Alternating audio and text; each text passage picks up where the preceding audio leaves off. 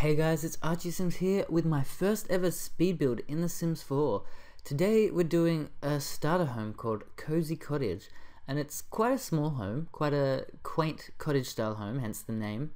And I actually got the idea or the inspiration for this house off a picture I saw on Google, and I'll leave a link in the description below for that picture. And yeah, I decided to build this house because I was going to build a starter home for my very first house build, but I got a little bit carried away and I didn't really want to restrict myself to a starter home, considering it was my first ever, real build in The Sims 4. So I decided to build this house for my Let's Play series, and the other house will maybe be used later, but not at least not at the beginning. And this house, of course, will be on the, or already is in fact, on the gallery as I'm speaking now, and you can find that by searching for Cosy Cottage in the gallery, or you can search for me. My origin name, I think, is ArchieSims, which is one word. I'll leave that all in the description below. And we do a lot of fiddling around with the roofs, still getting the hang of how things work and everything. And yeah, it's a little bit different from The Sims 4. I mean, from The Sims 3, sorry. And we do like a little attic area here, which is the bedroom, the only bedroom in this house. It is a one-bedroom house, and it kind of protrudes a little bit into the roof here, as you see, which looks cool, but there is a little bit of a problem with the windows, which you will see in a little bit, where because I have two roofs, which again you will see in a little bit, the windows there seem to be invisible when you have the roofs all the way up, but when you have the roofs down, so when you're just playing the game with the walls up, the windows appear normal, like you wouldn't notice it. But this roof I'm placing here now, this second part of the roof here, causes the windows on that back wall to become invisible, and I don't really know what the deal with that is. Hopefully it's something they will fix with a patch or something, because it's not really game breaking, It's fine if you're just playing the game, you wouldn't even notice it, but just for taking screenshots and things, it can kind of be a bit of a pain. The screenshots you see at the end, I had to edit out and make it look like the windows were there when they're not in fact there. So now we're doing a lovely blue color all around the house, and I do actually put this house on a foundation. It's just one level high. And something I'm just realizing now, I forgot to play test this, but I was told that in The Sims 4, your Sims do not need stairs to go up just one foundation height, which I hope is true. If it's not true, and you do download this house, you can always just stick in some stairs at the front and at the back. There should be nothing in the way, and it should work fine. But otherwise, I think it should be okay, because I was told that Sims do not need stairs to go up just one foundation in The Sims 4, which is fun.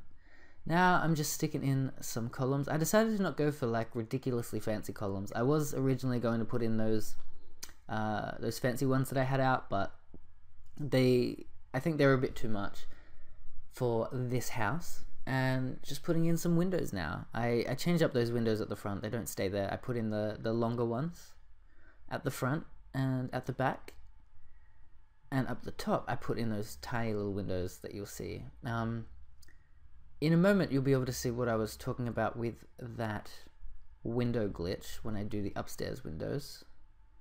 And at first here I thought it was just because they were cutting into the roof, so I was like, oh, I'll just move them up. So I spent a little time just moving them up a little bit and trying to get them all perfectly aligned, but then I realized that didn't fix anything, so it was all a bit of a waste of time. And yeah, so you can see there that they're completely invisible when you've got the roof all the way up, but when you have the roof down and just the walls up, you can see it fine, so it wouldn't affect your play at all. And now we're starting on the landscaping at the front, and I started off with this kind of stone pathway, but I decided to change it up for like a pebble kind of texture, which I think looked more cottagey. I like the idea of having like a stepping stone pathway, but it just didn't look right. And I'm just trying to get rid of some of these gross like dirty bits, which I don't really know what the deal with those are, and put in some flowers over the top to make it look all pretty. And I do like the garden in this house when I eventually do it.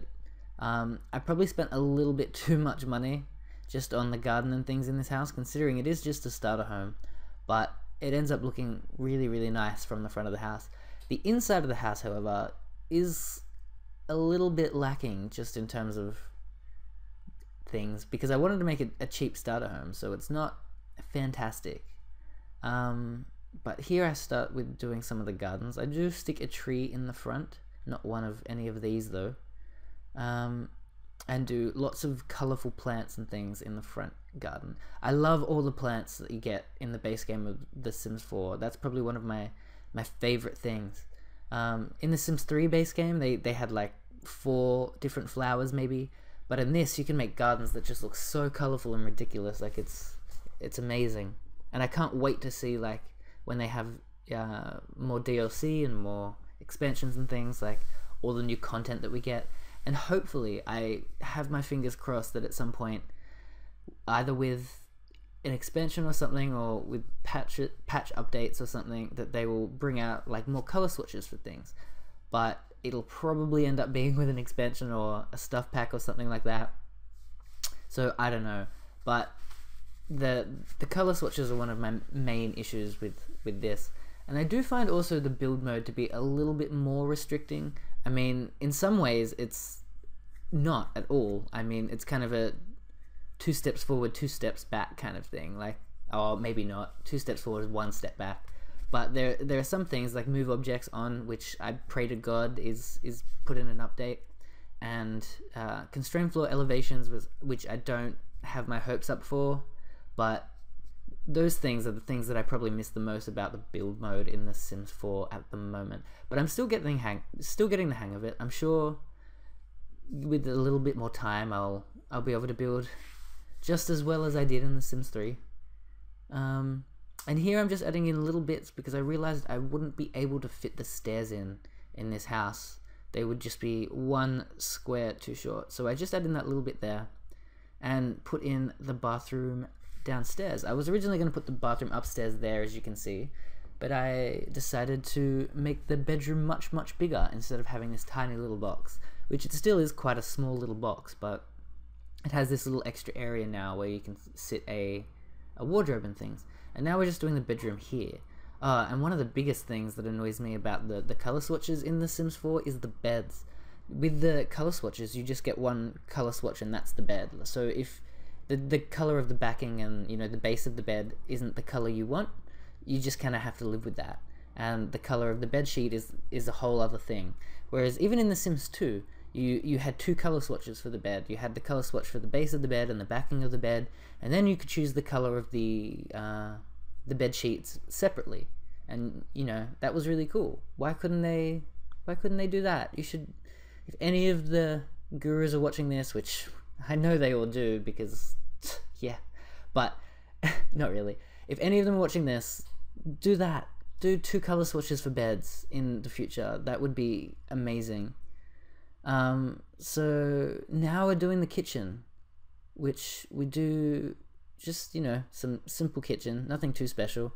Kind of had to save money because at this point I was like, holy crap, I only have like, I don't know, a couple of $1,000s left. Here, how much do I have left? I had like $4,000 left, and I still hadn't done like the bathroom or anything. So it's a little bit lacking, the interior, but it is a starter home, so that's what you expect. But it has everything you need. Like, there's nothing missing that I can think of, even though I haven't really played in live mode in The Sims 4 yet, at all. I've only just I built the other house and I've built this house, and then hopefully after this I will go straight into playing, which I'm kind of excited for. Now we're doing the bathroom, which is very small, but it's got everything you need and nothing should be in the way. It should be completely functional. And that's about it. I think now we move on to the screenshots. Oh no, we put a nice little fountain out the front, and now we move into the screenshots. Again, nothing special, just very simple, but it gets the cottage vibe across, I think. It sticks to the theme. So guys, I hope you like this video. Of course, the download description, so if you want to download it in the gallery, will be available down below. And I will see you guys next time.